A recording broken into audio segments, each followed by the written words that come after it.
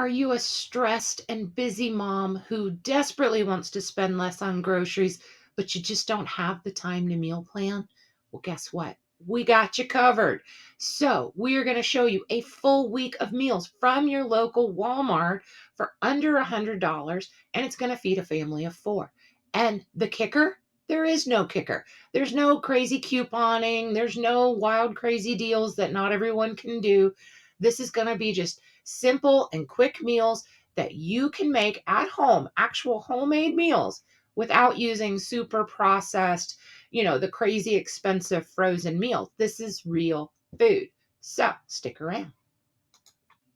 So here is the overview of this week's menu. Okay.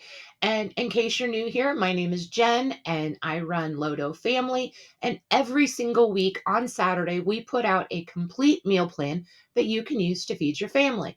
Now, you can take inspiration and just use pieces and parts of this meal plan, or you could do the entire meal plan. It's up to you. And I always put a link down below in the description where you can go see all the slides from today's video in a bigger, format, and you can download a completely free printable PDF, and then you have a physical copy or you can just save it for later. So, let's get into the shopping list. All right, so you see the shopping list here? You'll notice that I break it up into different categories, and this is called a strategic shopping list. This is how you get in and out and you don't, get swayed by different signs and marketing and stuff like that. The other thing that I wanted to note here is the total for this week came out to $92.64. The pricing for this came from the Walmart Supercenter in the Hartford, Connecticut area. That is a high cost of living area. So this actually may be way less depending on where you live. Now, another good note here is look at some of the items on this list. You more than likely already have some of these in your pantry or in your freezer or in your fridge. So you can easily get this list down smaller. And unlike some other videos I've seen, I have put everything you will need on this list. The only thing that I have not included is oil to cook with, some basic seasonings, and cinnamon and brown sugar. And the only reason why cinnamon and brown sugar aren't on there is because I've actually had them on the shopping list for some previous weeks. So odds are good you already have them. So I am very confident you could do this whole shopping list under $100 anywhere in the US. Now, just in case you're not super familiar with the products available at Walmart, I've given you some visuals of some of these items just so you have a better, when you go to Walmart, you would have a better idea of what to look for. Now, keep in mind that most Walmarts do carry the same products, especially if it's under the Great Value name. But some of the other items, they can be regional or even just local specific. So even if you can't find like Shady Brook ground turkey, you should be able to find the equivalent. So let's get into our daily breakdown of how I would make this meal plan work. Now, day one at my house is typically on a Sunday, which means I have a little bit more time and I can do some more prep work for the week. So for breakfast, we are going to make a super simple blueberry pancake muffins. And the reason why they're called pancake muffins is we're going to use pancake mix. It's really simple, and all you really do is you mix together the pancake mix, the milk, the eggs, and pancake syrup until it's well blended and you don't want any like clumps or anything in there. And then you're going to fold in the blueberries at the very end. And then I like to make these either as just the regular size muffins, or you can do it as the mini muffins. And depending on which way you do it, it's going to take about 12 to 18 minutes in a 350-degree oven. Now, for lunch, we don't have any leftovers yet, so we got to make something for lunch. So recently I tried this, and it's a cucumber dill chicken salad. Okay. And at first I was like, but it's actually really, really good. So we're going to take a can of chicken breast. You're going to rinse it really good because I don't like that metallic taste. And then you're going to combine it with half of our cucumber, just chopped up. This is just an estimate, but I usually use about half a cup of mayo, just, maybe a teaspoon of dried dill and some salt and pepper. And then you're going to mix that all together. And then you can have it as a sandwich. You can serve it like a dip with some crackers, and we're going to go ahead and do some carrot sticks. We did a 2-pound bag of carrots, so I would take a couple of those and go ahead and clean them and peel them and go ahead and chop them up into carrot sticks, and then you have snacks ready to go for later on. Now, dinner, I really, really, really like this one because it reminds me of like a shrimp scampi, but we're gonna do it with chicken, and it's gonna be butter baked chicken. So just like we needed the carrots from before, you could easily go ahead and prep the carrots for this meal.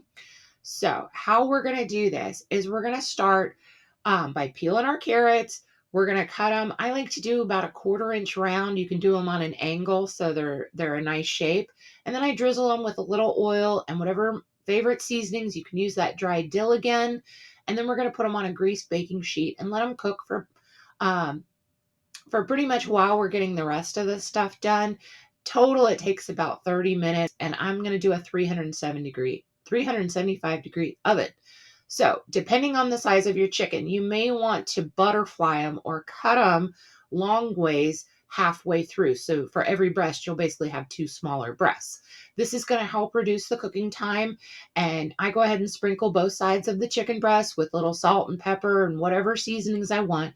And I'm going to put them in a glass casserole dish, similar to like a lasagna pan. Okay. You just want to make sure that they have the 2-inch high sides on there. Now, in a small saucepan, I'm going to take a whole stick of butter, and I like to cut it up into chunks. Once that's melted, I'm going to add in my garlic, and I'm going to let that cook for just a couple minutes. You don't want to burn your garlic. And then um, once that's all melted, we're going to pour that butter all over our chicken. Okay. So it's going to sit in a nice little butter bath. And then you can also go ahead and add your seasonings at this point. And then I'm going to bake it in the oven for about 25 minutes.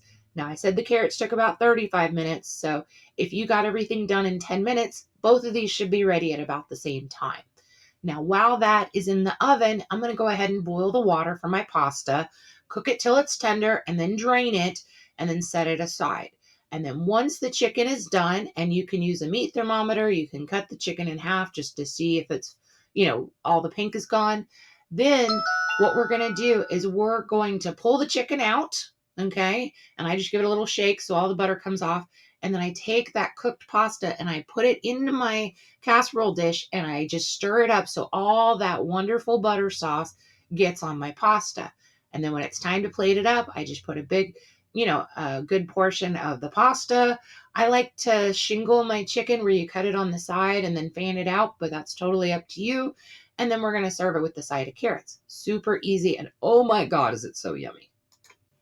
Okay, so day 2, we're going to do a simple breakfast of Cheerios cereal. We're actually going to do the toasted oats, which is the Great Value brand, with some sliced bananas and some milk. And then for lunch, we have those yummy leftovers from the night before. And then for dinner, this is some people call it like a cowboy casserole. It's actually really simple. And typically it's made with ground beef, but ground turkey was just cheaper this week. So we're going to substitute that in. Now, before we go too much further, I do want to say that there's a lot of room here for some seasonings. And so I want you to do is go to your fridge and see if you have maybe some barbecue sauce or A1 or steak sauce or anything of that nature. And you can include that in. So not only are you using up what you already have, but it's going to add a lot of flavor in there as well. If you don't happen to have any of those, it's totally fine. You can use any spices you want in your spice cabinet. So another thing here is that instead of using breadcrumbs like the original recipe would have requested, we're buying saltine crackers. So we're just going to use some crushed up crackers. This is going to add some salt to it. So I would go very light on any seasoning that has a lot of salt. So, and really it just depends on how far you want to get these crushed, and I like to get them to where they're really crushed, but it usually takes maybe 6 or 7 crackers. I put it in a Ziploc and just kind of smash the heck out of it. It's a good thing to have your kids help you with. And then so how we're going to make this, we're going to do basically like a meatloaf. We're going to, in one bowl, we're going to add our raw ground turkey, some seasoning, some crackers, some onion, and some egg. And we're going to use our hands and we're going to make sure that this is all well combined. And instead of making like an actual meatloaf, we're going to spread this out at the bottom of a casserole dish. And I just do it as flat as I can using my fingers. And then we're going to bake that in the oven for about 20 to 25 minutes. It's really going to depend on how thin it is and how big your casserole dish is. While that's cooking, on the stove, I'm going to boil some potatoes to make mashed potatoes. Okay. Now, I put on here that you would need about four potatoes, and we're just going to chop them large dice, but it really depends on the size of your potatoes. So that's going to have to be up to you. So we're just going to boil them until they're tender, drain the water off, and then using a fork, using a mixer, however you like to make mashed potatoes, go ahead and do that. I do add like a splash of milk sometimes or some extra water just to make them nice and creamy. You don't want these too thick because we will have to spread them out. So once the meatloaf part is cooked, you're going to pull that out, and then very carefully, because the pan will be hot, I just take my mashed potatoes and make little mounds, and then I use a spatula and just kind of squish them all down. Okay. And then I also do like to add some seasonings to those mashed potatoes. Think stuff like garlic, onion powder, salt and pepper, whatever you want on there. And then once the turkey meatloaf is done and you've got the top on there, this is where it gets a little fun. So I'm going to go ahead and we're going to bake this for about 10 to 15 minutes, and then we're going to pull it out of the oven, and I'm going to sprinkle it with cheese, and I'm going to go ahead and sprinkle it with some chopped bacon. Now, I love bacon, and for me, the easiest way to do this is to cook it on cooling sheet. Ugh, I can't talk today. Cooling racks on a sheet pan, and I just lay my bacon out, and then I bake it in the oven, and then the whole pack's ready, and then I can use whatever I need just for tonight, and then I have bacon ready for some of our other dishes during the week. It's a lot easier and a lot less mess than frying it in a pan, so you may want to try that. So because we have the oven on, I figured this isn't a super complicated dinner, so let's go ahead and make our super yummy sweet treat this week, which is going to be a cinnamon coffee cake. Now, I've broken up the recipe to where this is what you're going to need for the cake, and this is what you're going to need for the topping, because you do need the cake mix in both of them, and I don't want you to add it all into the cake mixture. So for the cake mixture, we're going to combine the mix, with some sugar, and then we're going to add in the milk and the egg and the yogurt, and we're just going to mix it until combined, similar to the way if you were making muffins. Now, we're going to spread that mixture evenly in a greased pan. I like to use an 8x8, but you could really use any pan you like. Now, set that aside, and in a new bowl, don't use the old one, even though I want to. I mean, you could go wash it out and all, and that's fine. So in a bowl, you're going to mix together the melted butter, a quarter cup of pancake mix, brown sugar, and cinnamon. And this is going to be very crumbly because it's literally a crumbly topping. And then once that's combined, I just use my fingers and I sprinkle it over the top of my cake. Now, if you wanted to get fancy, you could put half the cake, put the crumble, and then the other cake. But honestly, I always forget to do that. Then you're going to bake it for about 20 to 25 minutes. And like I said, that's going to depend on your pan. So use a toothpick, and when you poke it in, it should come out clean to let you know that it's done. If it comes out and it's a little gummy, just give it another 5 to 10 minutes, but keep an eye on it. I like to let the cake cool a little bit because it does tend to taste better that way. And then you can serve it with a little pancake syrup if you like. I like to do sliced berries, and you can, if you have any whipped cream or whipped topping, this would be a good thing to use. Now, just a suggestion on the berries, you can actually cut up some of your strawberries and your blueberries, and then just give it a little sugar and give it a stir and let it sit in your fridge, and it will get this really nice berry syrup going on. And I love that. Now, before I get any comments, yes, this recipe is made for Greek yogurt, but if you don't like Greek yogurt, because I know not everybody does, you can easily substitute just plain vanilla yogurt. It's totally fine. I just want to show more and more options that you can use so you don't have to buy the same thing every week. Okay, so it's day 3, and for breakfast, oh look, we're going to have bacon, scrambled eggs, and toast. Now, because we're using this bacon in multiple meals, what I would do is go ahead and chop it up. And then once your scrambled eggs are almost done, I would go ahead and throw it in there and then kind of fold it all together. And then you have just enough bacon for everybody. Because if you try to give everybody just half a piece, that might make somebody mad. It would probably make me mad. For lunch, we are going to do some egg salad with crackers and carrots. And the reason for this is because honestly, we used like 11 eggs this week, and it was a little bit cheaper to go ahead and get an 18 pack. So since we're going to have those extra eggs, let's use them. And really, you can use the mayo that we have this week, or I like to use ranch dressing because it has that seasoning already in it. So make it however you like. For dinner tonight, we're going to do a 1-pot chicken and rice dish, and it is so yummy.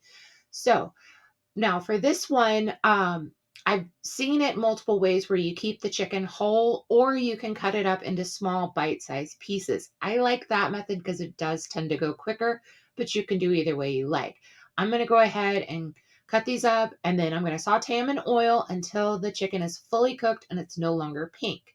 Next, I'm going to add in some diced onion and some garlic, and I'm going to keep cooking in the same pan with my chicken until it's nice and tender, which takes about 5 to 6 minutes.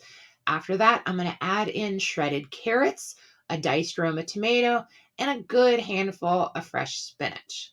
Now, I'm going to keep stirring until the spinach is fully wilted, which can take about 5 to 6 minutes over medium heat. So now that we've got the majority of our people in the pot, now all we got to do is add in our uncooked rice and then some rinsed and drained chickpeas. So I'm going to stir this just to combine it. And then here's the kicker. I'm going to add just enough water to cover everything, which typically is about 2 cups, but depending on the pan that you use, you may need a little more. If you end up using more than 2 cups of water, it may be a little runny and you'll have to kind of cook off that liquid a little bit, but that's totally fine. So once I've added my water, I'm going to turn the heat up to boiling because we're going to cook that rice. And then once it goes to boiling, I'm going to drop it down to a simmer, and then I'm going to put the lid on. I'm going to let it simmer for about 20 to 25 minutes to cook that rice. Now, once the rice is tender, then we can add in some additional seasonings like an Italian blend or oregano or rosemary. But here's the fun part. I like to top it with cheese and then serve it. And then I've got my protein and my rice and my vegetables and my beans all together. And it honestly, it tastes like a very thick soup, but it is so good. It's day 4, so my energy level's starting to go down. So we're gonna do an easy breakfast. We're gonna have some leftover blueberry pancake muffins, so that's easy. For lunch, we're gonna do some dinner leftovers, and especially the night before ones. I swear it tastes so much. It tastes great the night of, but I swear once they've refrigerated overnight, they taste even better. Then for tonight, we are going to do some quote unquote crab cakes. And why I say that is because we're using imitation crab, which typically is like a whitefish or a pollock. And honestly, to me, the taste is very, very similar when you make crab cakes. So I don't feel this is one of those that you would have to splurge and get real crab meat on. And then I recently came across this recipe and I absolutely loved it. Um, I think a lot of people have seen where it's like a bacon broccoli salad, but we're going to combine it with some pasta to give it a little bit more meat. And it is so tasty. And then because we're going to have some Parmesan cheese left over, we're going to do some cheesy Parmesan bread to go with this. So for the first part, the crab cakes, this is super simple. We're going to take the juice of 1 lime, 1 egg, and mayo, and we're going to combine it. And then we're going to gently fold in our imitation crab meat. And if you've ever worked with crab meat before, the more you play with it, the more it falls apart. And I happen to like my crab cakes to have those nice big chunks of crab.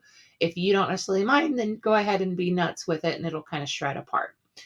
Then, once again, we are not going to use breadcrumbs in this. We're going to use crushed crackers.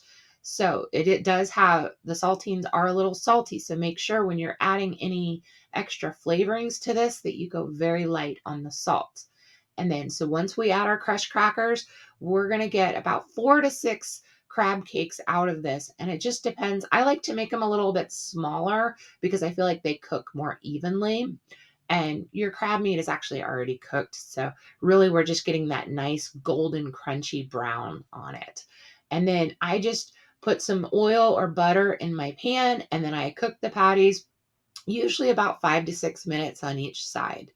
Now, for the bacon broccoli pasta salad, I actually like to make this the night before or early in the day if I get a chance, because I feel like the longer it sits and like gets to soak in all those flavors, it tastes so much better.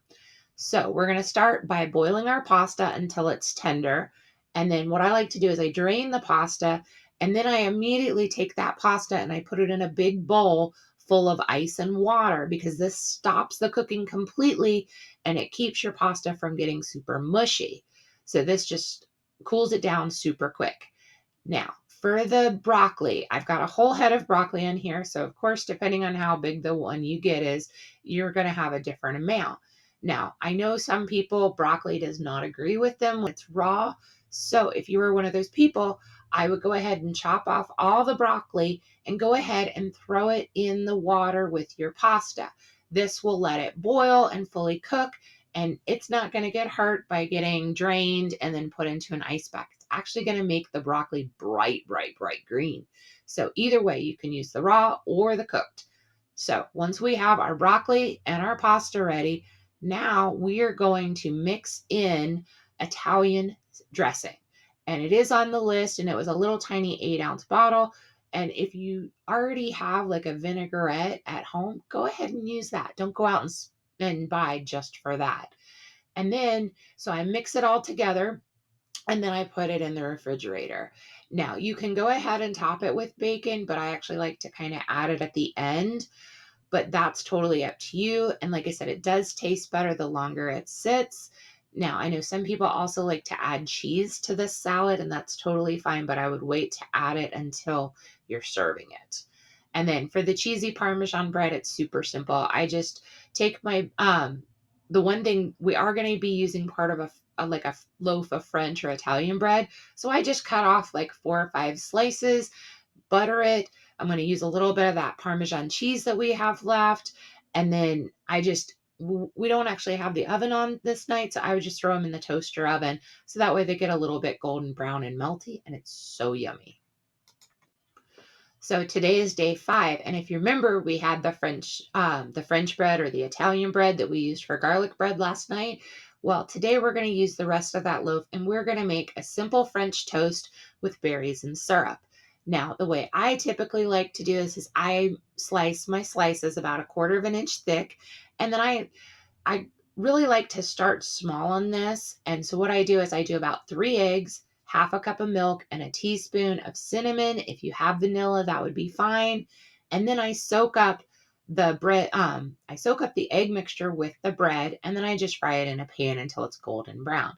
And the reason why I say I start with 3 eggs is because depending on the bread, it seems to soak up more of the egg mixture or less. And I don't want to use 5 eggs and then I end up having all this egg mixture left over. So I want to start very conservative. If I get to the end of my bread and I realize, I could use a little bit more, I can always add an egg. But once you've gotten all your bread soaked, now you can either have some cinnamon eggs, that's up to you. So for lunch, if you notice, we only used half a pack of our crab. It was actually a huge pack that had a pound of crab in it. So today for lunch, we're going to do a super simple spinach salad with crab, some of our diced cucumbers, and our diced tomatoes. You can still use that same Italian dressing or any dressing you already have. And you may even have a little bit of Parmesan cheese left over. So that's a super nice salad that's a little bit different than what you might normally have. For dinner tonight, oh my goodness, this is like one of my favorite meals. This is Santa Fe chicken, okay? And we're going to start out by melting 2 tablespoons of butter in a saucepan. And then I like to add my rice and I just stir it around. And then I add about 1/4 of my taco seasoning mix, okay? And immediately you'll start smelling that taco seasoning. And I just stir this until the rice is really, really coated. And then I'm going to add my 2 cups of water to the rice, bring it to a boil, reduce the heat, put the lid on, and let it simmer until it's fully tender. And we're just going to kind of set that aside while it's cooking while we get everything else ready.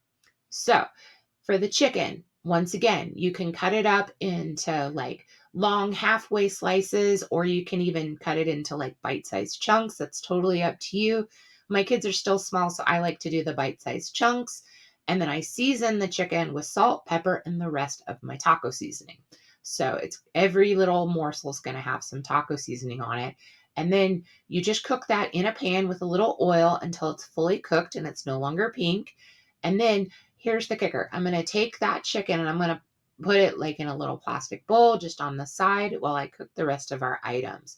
So while that pan is still hot, I'm going to go ahead and add in my onion and cook that until it's nice and soft.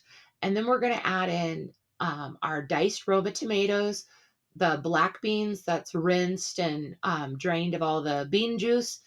And then I'm missing something here. The corn, the corn.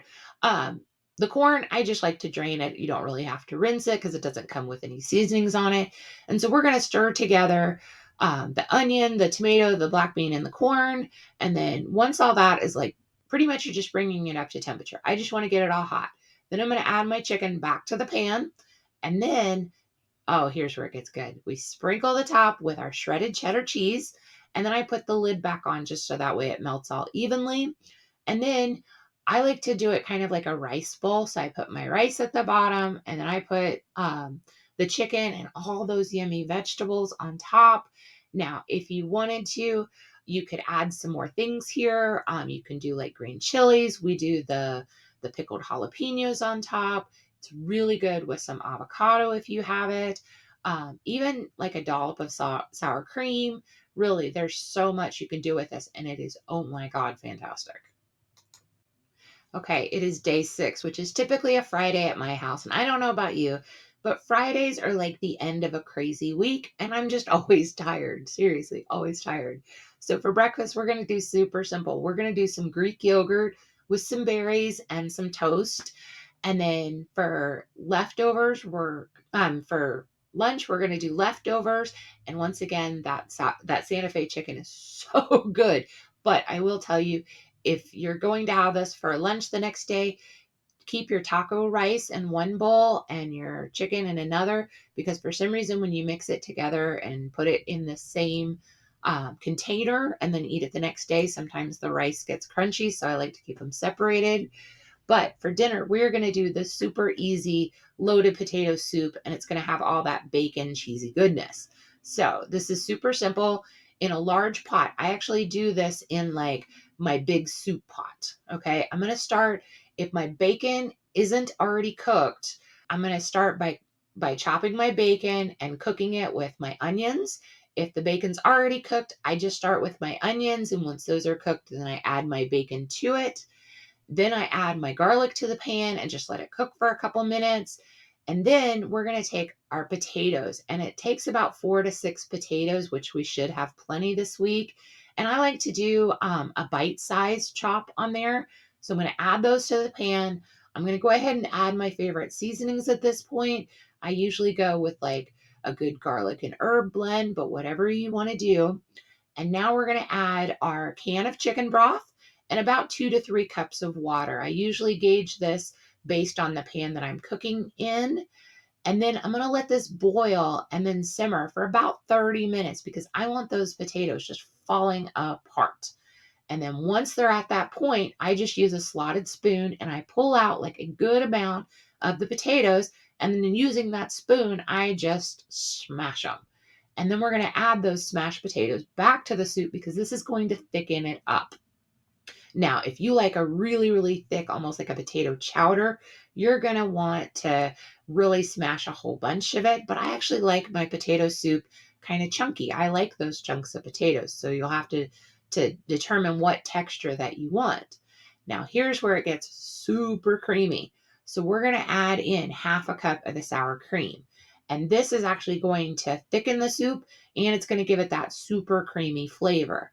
Then once that's done, you can either stir your cheese into the soup, but I find you have to use a whole lot more cheese that way because the cheese flavor kind of hides then in the entire soup. So what I do is I go ahead and portion this out into my bowl, and then I'm going to top it with my cheese, and it's amazing. Okay. And my kids, they like to still put another little dollop of sour cream on top, but that's up to you. And you can serve this with crackers, maybe some toast. If you're really super hungry, you could always throw a grilled cheese sandwich in this. But honestly, potatoes are really filling and very satiating. So I'm usually just good with a bowl of soup and some crackers. Now remember, I have given you a suggested order of how I would make this menu. You don't have to make it this way. You can mix and match all the different breakfast, lunches, and dinners and do it with however way it's going to be convenient for your family. Now, before you ask, I did not actually skip day 7. Day 7 at my house is always on a Saturday. And since we're all home and basically we just do it as a clean out day, we're going to use up every single leftover we have in the fridge because I don't want any leftovers to carry over into the next week. So, hopefully, you have been inspired or at least motivated to start meal planning because you know what? It's not as hard as you think. And you can always come back every week and get some inspiration of a good, easy to make meal plan. So, if you're not already, go over to Facebook and search for Low Dough Family. We post this menu every week. I try to do it real early, like 8 a.m., and you can see that. And you can also join in on the community that we're building where we have lots of discussions and everybody offers up suggestions. And it is really just a very nice, safe place where I feel like anyone can go and ask questions and get help or help others. So please come join us. And I hope you all have a wonderful week. And thank you again for joining. And bye.